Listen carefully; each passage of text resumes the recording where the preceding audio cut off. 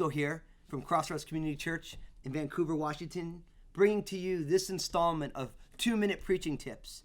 Now, today we're going to talk about illustrations in your message. And my pastor, John Henry Corcoran, once said to me, Daniel, illustrations are the windows that help people look into the text. And so as preachers, we want to use illustrations in a lot of ways, like Jesus used parables. We've all heard it, we've all said it, that a parable is taking an eternal truth and putting it in a simple story that anyone can understand. You guys know, as preachers, that word parable, parabolo in the Greek. Para means alongside, balo means ball, to throw a ball alongside.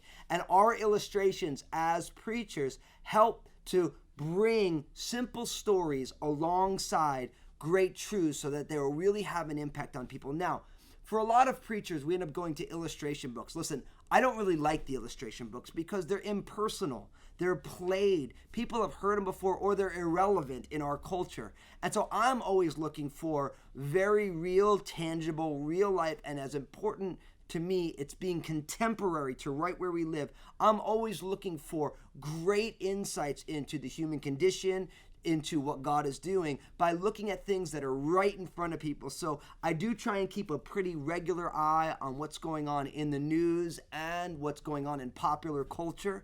I try and when movies are popular or when something's running on the news lines or on the internet, I want to be up on what those things are, because if those are at the forefront of people's minds because they're being inundated by the media, I want to see if we can redeem those stories to be able to help people understand and prove and show what God's heart is in His Word. So listen, make sure that you use appropriate illustrations. Make sure you use illustrations that are contemporary.